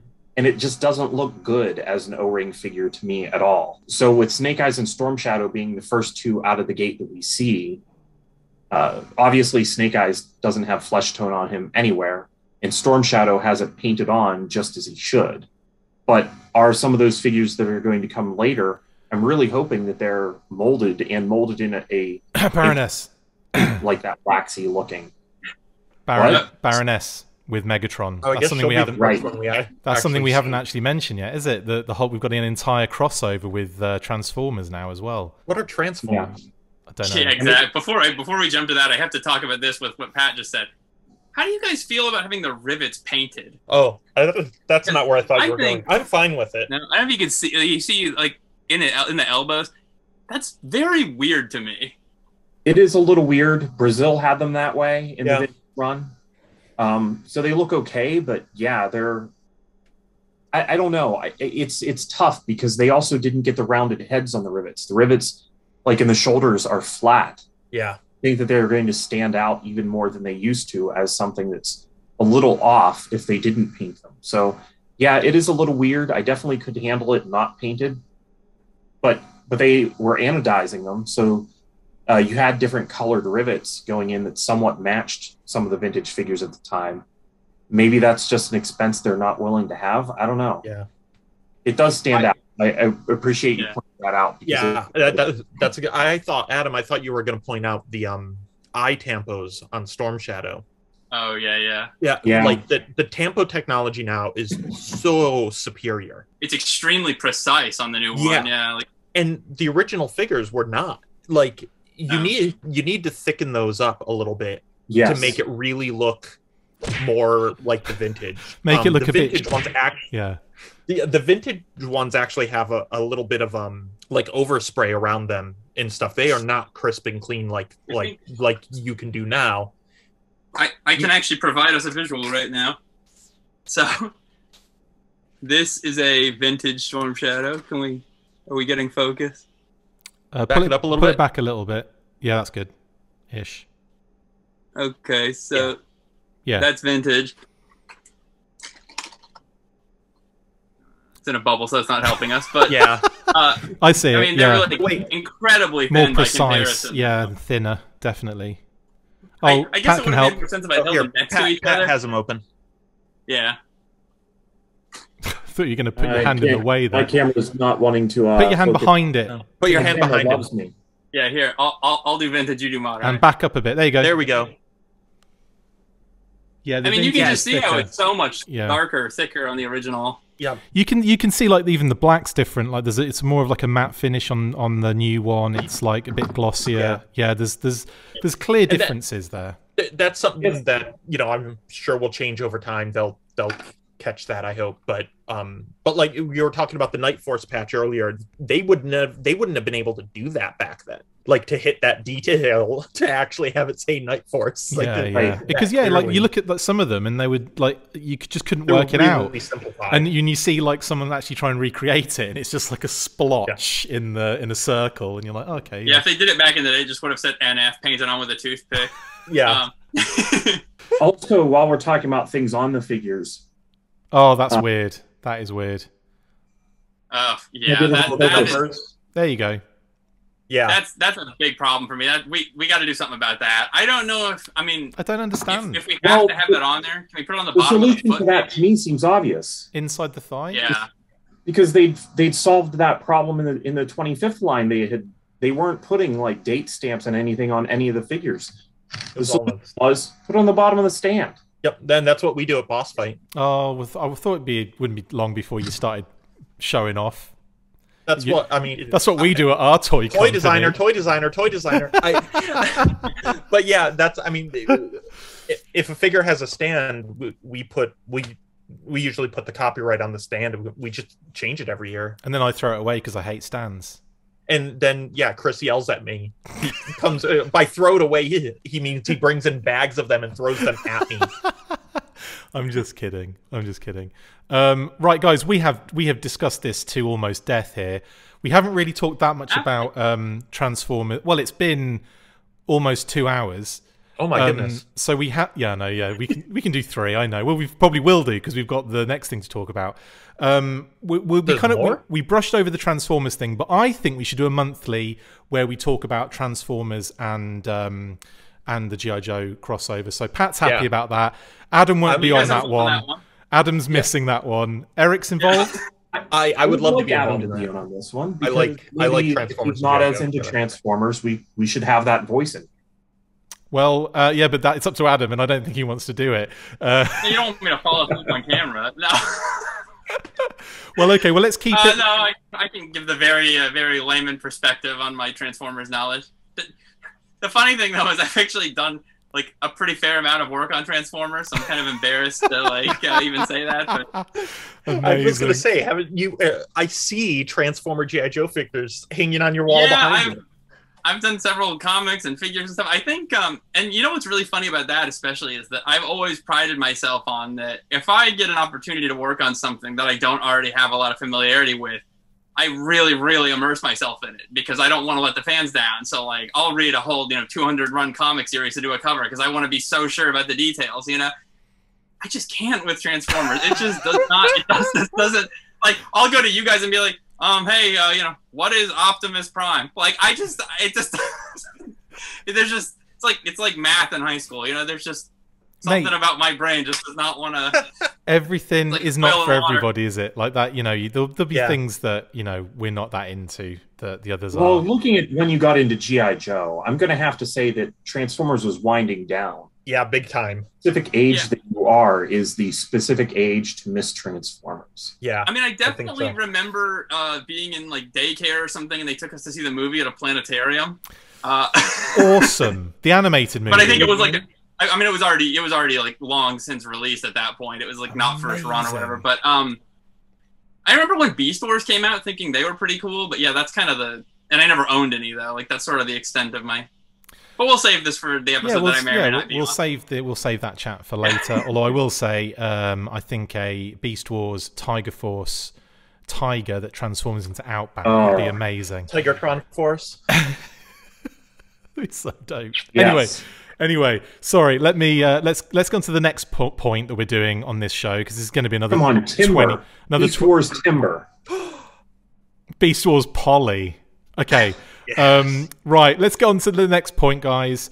Explosion. Hey there, guys. Just wanted to let you know about an app that I've been helping to develop for a few years now called Hoardar. But what is Hoardar, I hear you scream? Well, a number of years ago I discussed a project with a good friend of mine and now co-owner/developer about an app that could help collectors of all shapes and sizes. I'm talking about the shapes and sizes of the collections really, but also people. The app would be a place where you could share your new items, build collections and sub-collections, or just browse the feed to see cool things.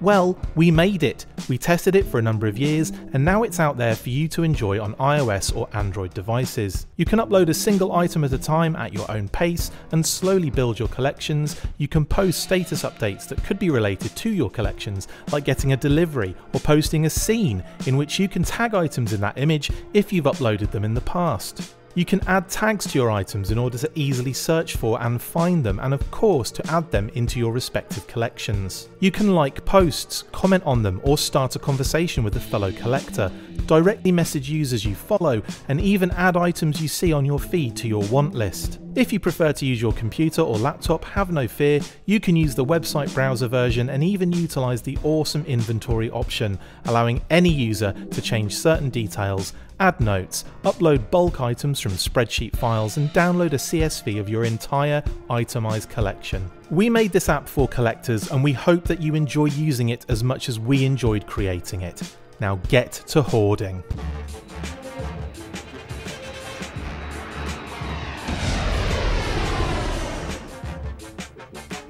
Right, continuing with our brand new monthly segment now, Version Therapy is where we choose a single G.I. Joe or Cobra character and have a discussion, or both in this case, a discussion on what action figure version is their best. Now, of course, we're all probably going to have different opinions on this based on when we were born, personal experience and so on, but that's where the fun lies, guys. Feel free to also let us know who your favourite action figure version is and why in the comments below as well. So, who have we got next? Last month we chose Snake Eyes for the discussion, so it's only fair that we switch sides, sort of, with his forever connected sword brother, Storm Shadow. Right, we can kind of keep this relatively brief. I'm going to go one to one, you know, each of you individually, and I just want like your favourite version and why, effectively. And we'll start with Adam. Okay, so I'm looking at my my Ojo cheat sheet here. Oh, and because it's the O-Ring special, we'll do our favourite O-Ring version, and if we do have a different favourite version exterior, we can do that as well. So, but I'd like to keep the focus strong on O-Ring for this one. Look, realistically, I think that versions 1 through 3 of this figure are near perfection. Every single one of them is great. You can't have a wrong pick here. I have fond feelings for 1 because of the cartoon as a kid. I think 2 is a brilliant design. 3 is the first one I owned. I wish that Ninja Force. Yeah. I wish that it had a full O-ring and it didn't have the restrictive movement with the pegs that stop the waist from swiveling. But when I think about my childhood and my fond feelings of G.I. Joe, and I think about just the amount of fun I had with that figure, it's got to be version 3 for me. I love that design. I think the colors are super cool. I realize that having that much black on it is not really iconic to Storm Shadow. Like, Storm Shadow is supposed to be the white ninja, so obviously, you know, most people are going to think 1. But totally just personal bias, it's 3. But I love all 3 of the first 3 versions. So 3 for me. Good answer. While we're on that subject of version 3, I know what you're saying. What I like about the deco is that it isn't just white. I know that sounds a bit weird because it is Storm Shadow, but I do like the fact that there's that aspect of it being like, the white is still prominent, but I love the fact there's that kind of like almost like black hole going on in the middle, and then it vaporizes a little bit at either end. He's kind of so clearly supposed to be in like Arctic gear with the icicle motif. Yeah. Kind of going on. I know it's not presented as that, but I'm fairly certain that's where that deco came from. That's what they were going for. I love that figure, though. People refer to him, and oddly they refer to version 2, some of them sometimes, if they're not fully immersed, as the Arctic versions of Storm Shadow, which I've always found quite interesting. Because I guess he's just white, but like, you know, but anyway, you'd think the first one would be more suited to the Arctic in terms of, you know, camouflage. But yeah, like the I just love what they did with the deco there. I like the fact that it's slightly different and it's like a hint of white. I like that it inspired the 97 version that was kind of that deco on the version 1, which was really cool. Yeah, I think version 3 is just a very, especially if you look at the other figures from that year, it's a very elegant design. I think having the soft goods belt and the gold accents, it's a very gorgeous figure. Yeah, just very, very nicely designed, very ornate. The only thing the only con is the hindered articulation. That's it, really. That's it. I think it's a great figure too. Of the Ninja Force figures, his is probably the least offensive as far as like the fact that it's just the arms. Like if you Dremel off those pegs that connect the torso, then you've pretty much got an effect. You know, and if you just move his arms around enough to break his internal mechanism, you essentially have a regular O-ring figure. But so it could be worse. But yeah, I mean that really is the only drawback to that figure. So you can literally fuck that figure up so much that it actually makes it better. Isn't that remarkable? Yeah, brilliant. Okay, good shout. Good start on that one, Adam. I'm going to go with Pat on the next one, because just to piss Erik off and make him go last. Actually, well, just to continue with my thoughts on version 3 before I say which one was my favorite one, I think that, you know, also discussing, we discussed potentially putting Ninja Force into non-action versions of them. I think that adding the neck motion on him would be a huge plus. Yeah. But the big sad thing that's missing from Ninja Force Storm Shadow is a backpack hole, because ninjas really need a place to store their swords. And you can't put that on the Ninja Force figures for the fact that they've included the action feature on the inside of them. So it would be a huge plus, because that is a great Storm Shadow design. I love that figure. And he was released like he was redecoed and released like 5 times or something. Yeah, for sure. I mean, it served very well whenever it was done in red, just to grab it. That red one's really nice to use. Shadow Ninjas, yeah. It was re-released in like the 2000 was it as well? The Toys R Us Ninja set, and the 2001 in all white, which was kind of cool because you had the 97 one, which was version 1 Storm Shadow with that deco, and then you had that Storm Shadow with like a version 1 deco on it. It was kind of cool. What's he got? To add to the cruelty of what Pat was saying about this figure not having a backpack, he was frequently shown on the cartoon with having things on his back. Yes, and if they did that in the current O-ring line, imagine how cool it would be to make the call out to the Deke episodes where he has those and specifically put that specific style of backpack on him. It would be perfect. That'd be really cool. Yeah. It would like be an entire reason to make that thing. It's awesome. And it's gold, and it calls out the gold that's already on the figure. It's nice. Yeah.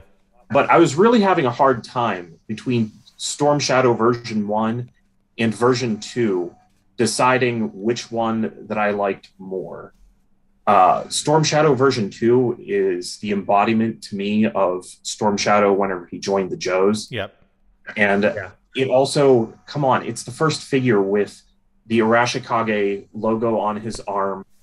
Such a great thing, because it showed that the toy line was starting to take in things from the comics and incorporate them into the toys, which really didn't happen a ton. And you could just kind of see how much G.I. Joe was evolving as a brand because of that. I love that figure, but I'm going to go with Storm Shadow version 1 as my favorite one for a couple of reasons. And that's partially because of the fact that whenever Storm Shadow was introduced, it's because of Storm Shadow that Snake Eyes became cooler. It is. Agreed. Snake Eyes was the mystery man, but whenever you started having some of that mystery unraveled, it was all cool because of Storm Shadow.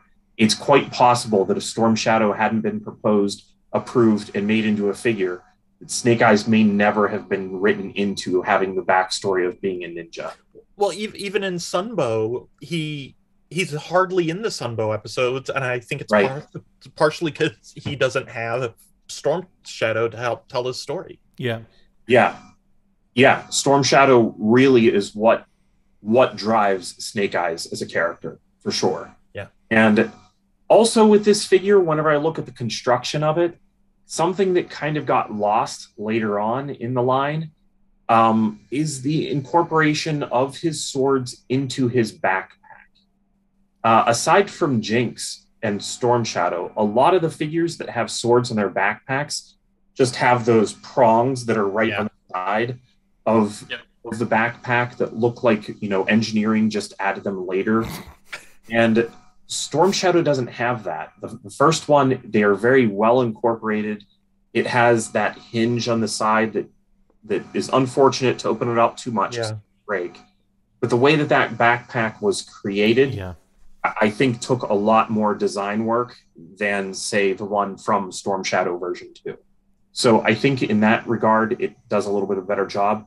And wouldn't figures like Night Viper, who clearly has a knife in his backpack, but it's not until you really look at it and go, oh, that's what's sticking out on one side. Wouldn't that have been cooler if that had also kind of followed suit and tried to incorporate that in some way? I think so. So I'm going to have to go with Storm Shadow version 1, which also, we talked earlier about our first exposure to G.I. Joe, but this Storm Shadow sticks out for me because the first toy that I ever bought with my own money for myself was Storm Shadow version 1. Nice. Because of that time. Awesome. I told you I'd be long-winded. Erik. Your turn. Not that you've got anything left to say, because as Pat's basically used all of the words. Pat's literally used all of the words. Erik, you have to say version 4, otherwise you're the tiebreaker. Well, no, because I know what I'm going to say. Which one are you gonna? Why don't you go before me? I'll go before me. What? I'm okay. For me, it's all down to nostalgia's a big one, but I just can't get past how perfect I think version 2 is. Yeah, it's version 2 for me, and it ticks so many cool boxes. And one of them was just the amount of confusion I had, but also awe in seeing this figure, not having read the comic at that point, on the shelf in the United States of America prior to its release in the UK.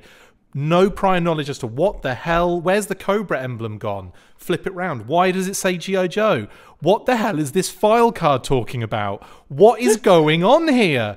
And just seeing everything about it, like recognizing the character, knowing it's Storm Shadow, being confused as heck as to why he's not Cobra. Why has it got G.I. Joe on it? And then looking at the figure itself and just being like, that deco is beautiful. That design is stunning. The sculpt work on that figure is just second to none in the vintage line. Oh, it's so gorgeous. It's so many cool things going on in it. Like the beautiful head sculpt with the kind of wider hoodie aspect. The fact that he's got this weird like Tetris effect going on, which is a really interesting visual. The rope going across him. The little pouches across his waist as well, and then obviously you've got Wolverine claw. Oh well, I haven't even got to the accessories yet. Yeah. But like, you know, the kind of interestingly, like the fact that the sleeves are like this. They're not like that. They're like baggy. They're like this comes down at the back and this rolls up at the front, so it's kind of like that. It's really interesting, and obviously the tattoo's dope. And that was like, you know, oh, what's this? And just all this cool stuff about it. And the detail on the boots is gorgeous too, like the kind of lower legs, the baggier pants. Love it. Just as a figure on its own, without all the other stuff on it, just gorgeous. Sculpt work, everything. Love it. Accessories, you're right. The Wolverine claw, so dope. What a dope accessory to throw in with a character. I even really love the red backpack and sword. Yeah, I thought it's a nice color break, and it goes like it really pops off that white and the gray and gives it color. And of course, the compound bow, probably the coolest accessory to that point that I'd seen in G.I. Joe, because of all of the detail on that is wicked, and so many cool little things to it. So yeah, like for me, It was Storm Shadow version 2 for all of those reasons, basically. And then I haven't even got to the other thing I wanted to say. The backpack, the sculpt on the backpack. Like the nunchucks at the top, and then that kind of like bamboo ladder thing, which I didn't know what it was initially. I didn't really think about it as a kid. I just loved the fact there was loads of detail on it. I would say the only down point I can think about. Oh, another massive plus, that card art. Just gorgeous. Beautiful. One of my favorite pieces of card art. The pose, like the fact that they've got, you know, he's just looks so cool. Like, you know, he's arching back, and it's all very like dynamic, and he isn't really doing a lot other than just twisting round, but it's sexy as well. Like, it's proper sexy. I just love it. I love everything about that, and obviously the fact that I was more. This is something I don't think I've really spoken to you guys about before. But where do you fall in your popularity with GI Joe? Are you a GI Joe person? Do you feel, or are you a Cobra person? Because that seems to be like, you know, a lot of people will kind of like say they're more Cobra because it's cooler. They're more GI Joe for whatever reason. I felt like I was always a bit more GI Joe than I was Cobra. Obviously, I enjoyed the figures and thought they were great. And one of my favorites is Hydro Viper, but I felt like I was a G.I. Joe, and I wanted to be in G.I. Joe. I didn't want to be in Cobra. I wanted to be Firelinks, and I wanted to be in G.I. Joe. Where did you guys fall on that quickly? Adam? I would have wanted to be in G.I. Joe again because I want to be on the winning side, but design aesthetics, I was definitely Team Cobra. Okay, cool. That's a good answer. Erik?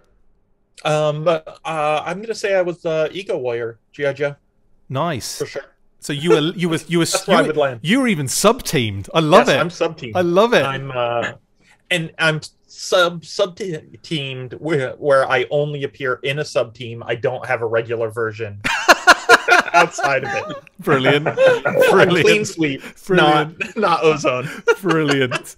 And Pat, where do you sit, buddy?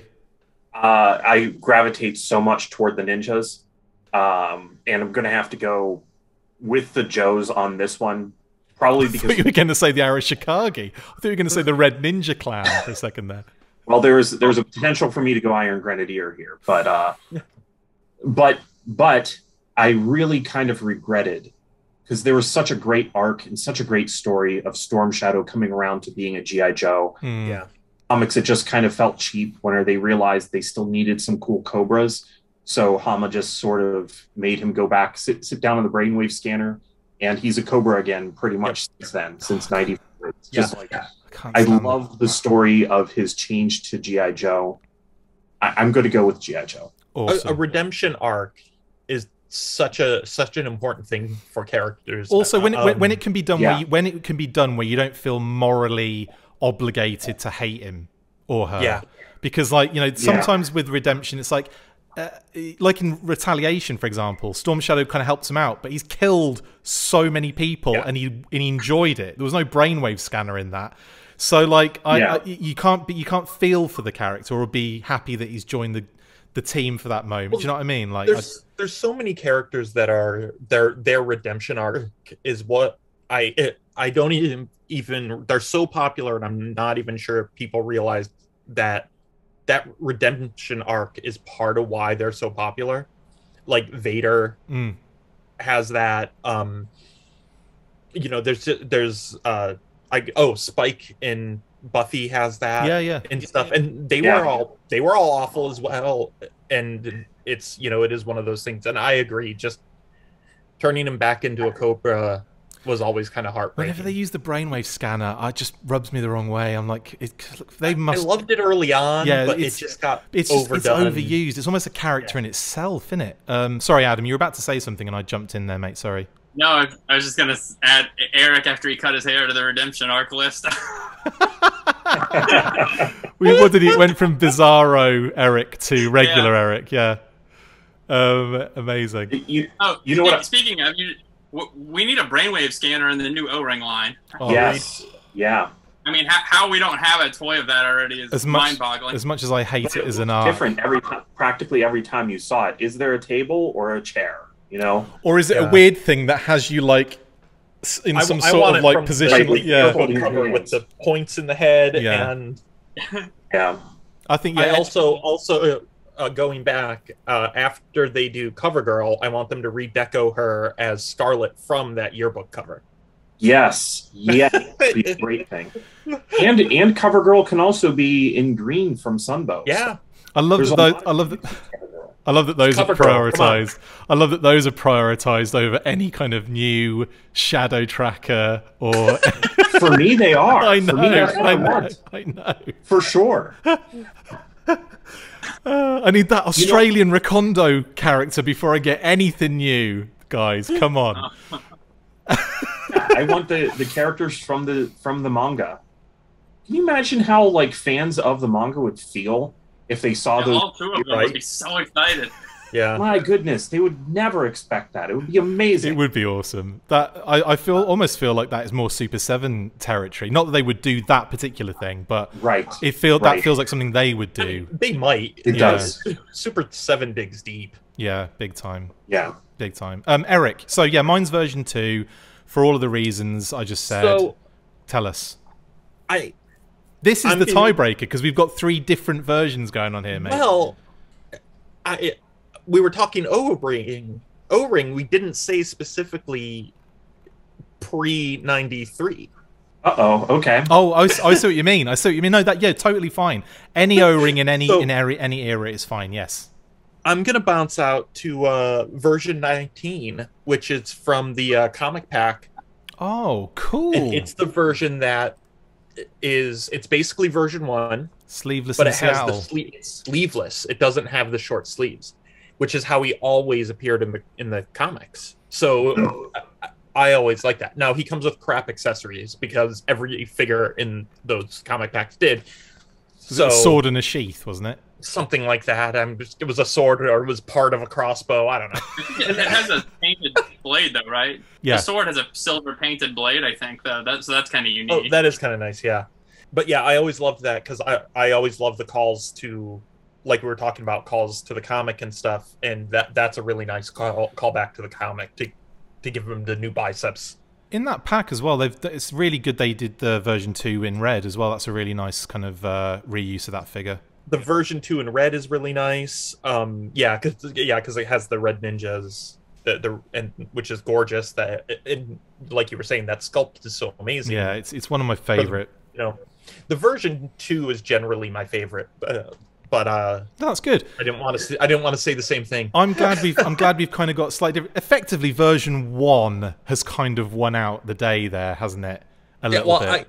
I almost said version 16, which is the weird, dirty green camouflage version of the version 2, but the haphazard camo application really rubs me the wrong way. No, that's cool, guys. That's really cool. Just before we finish, are there any other Storm Shadow figures that you feel deserve honourable mentions that are not O-ring necessarily? They might be, but any others that strike you? I have one. The Dollar General version 44, which is based on the version 3, is such a gorgeous figure and probably my favorite modern Storm Shadow figure. Best line G.I. Joe ever did was the Dollar General line on it. I mean, honestly, it really... Best version of Snake Eyes ever released. Best Shipwreck. I'm sure Pat and I are going to say the same one. So you want to say it on 3? No. He's on a delay, don't forget. 1, 2, 3, version 49. Well, no, Tommy Urashikage from the comic pack. Oh, okay. I do love that one, too. That's a very significant one. No, it's a great figure. It's unique. It's like stands out like a sore thumb from all of his other, whatever 75 figures he has now. Yeah. Yeah. Totally. One of the things that I think that figure got so right, and I was going to touch on version 2 regarding this, is, and maybe this is a little bit of Ninja Turtles love seeping into my G.I. Joe, but I always look at the characters as having one like signature weapon or accessory. And for me, the signature weapon for Storm Shadow, he has to have a sword. Oh, I thought you were going to say bow. Oh. For me, it's a bow for him. Yeah, for Storm Shadow, it's the bow. So whenever you make Storm Shadow missing a bow, he's missing his signature accessory to me. And the one that you just mentioned had a brand new bow with it. So that was a really huge touch. And that is one way that I think that version 2 outshined version 1 a bit, because version 1's bow is so small, and version 2, that bow that comes with it is awesome. Yeah. But yeah, I agree that you're right. I probably should have been picking Tommy Arashikage, but I'm looking through all of the awesome later figures, and it's hard not to mention the Retaliation Storm Shadow. That's one of the greatest. ever made because it's version 1 and done so well. Yep.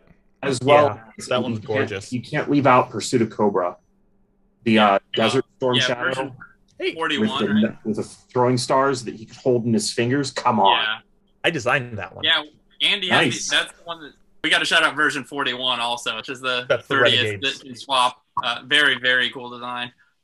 It is nice, yeah. I'm going to throw a random one out here, and it's really just because I have love for it at the time, because it was one of those things where I kind of was getting back into collecting a little bit in the modern era, and it was that unmasked mail away Tommy figure, which I have. Oh. It's not necessarily like the greatest figure in the world. I just have a lot of like love for it based on the way it was presented and marketed and how you could send off for it, and you had, you know, all on the comic packs. Oh, so absolutely. like, it took me back a little bit nostalgia wise in doing the mailaways, and when you get it in the box and you had like the baggie with the file card and everything, I was just really excited to get it and have a figure of Storm Shadow with a removable like, you know, with the head out, basically. I thought it was really cool. Yeah, 2005 to like 2010, I think, is pretty much like where most toy companies offered their final mail away items. Yeah. I mean, everything's a mail away now, but you know what I mean? Like literally, like I collect proofs of purchases, receipts, kind of thing. You know, so Everything's a it definitely felt special. Like, yeah.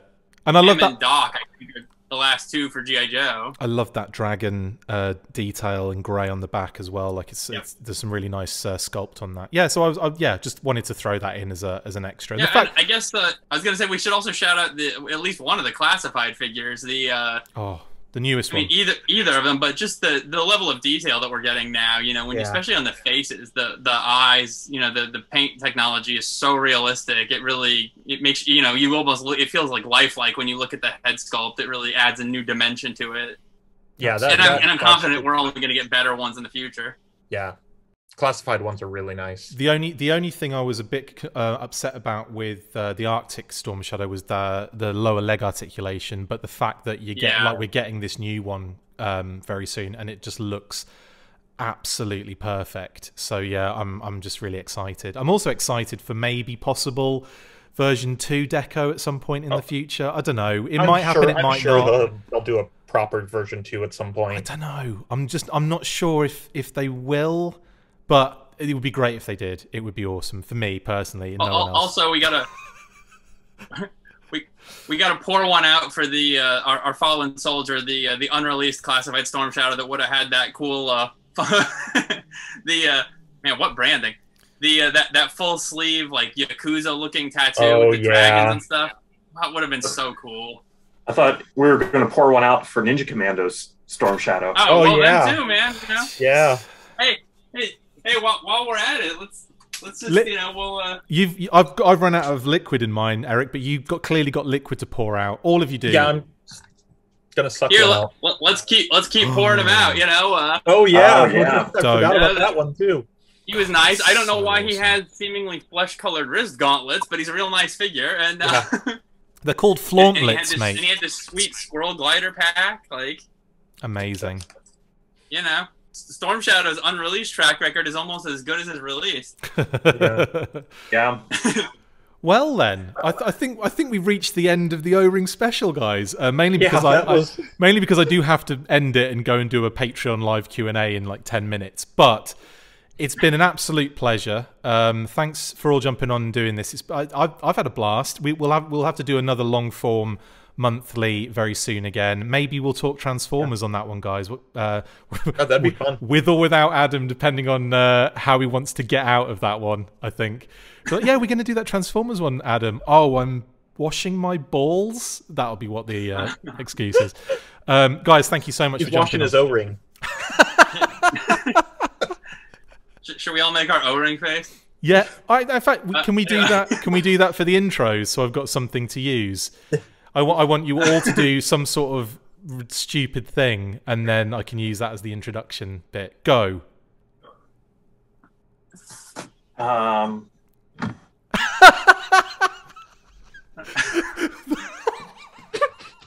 All three of those were absolutely perfect. Amazing. Right, I'll cut those out. They can be used at the beginning. That was genius. You guys are amazing. Right. Thank you so much, lads. It's been an absolute pleasure. Adam, Thanks, where can people find you? Address. You can look for Adam Riches on Facebook. There's a bunch of them. I'm the one with the blue check. There's also another page, Adam Riches Art. There's another artist with that same handle, so, you know, look for the one that has my face. You can probably find me. Just look for your face. Twitter, same. Eric, where can people find you, buddy? You know, I'm just Erik Araña on Facebook, Twitter. I've actually got your address. I'll put it in the link below, and you can find him whenever you want, guys. Yeah. My house address is and you know, of course, Boss Fight Studio. How do you spell that? BossFightShop.com, BossFightStudio.com, AdamRiches.com. We're giving web addresses. Yeah, right. And Pat, where can the lovely people find you, mate? Just I'm not Picard in most places, like on Facebook and on Twitter, but I never open up Twitter or Instagram. I'm usually either on Facebook or direct email or on YouTube with Articulated Points, and actually Articulated Points, it also has its own channel that I'll sometimes respond to, but usually that's Philip. But also, you know, I try to make it weekly. Oh yeah, that's true. On the Full Force Weekly. What is it, Pat? It's the Full Force Weekly. And whenever. But right now, Full Force Monthly. Amazing. Thank you, guys. It's been a pleasure. Have we forgotten anything? It doesn't matter because I've got to finish. How do they find you, Chris? How are they watching this right now? Yeah, impossibly, because that's a paradox loop you've just put everyone in. Yeah, that brings us to the end of this paradox. Thank you for joining us for the Full Force Monthly. Massive thank you to my awesome co-hosts, Patrick Notpicard Stewart, Eric Cyborg Araña, and Adam Snitches Get Stitches Riches. See you next month. And as always, after 3, 1, 2, 3, Force! Amazing.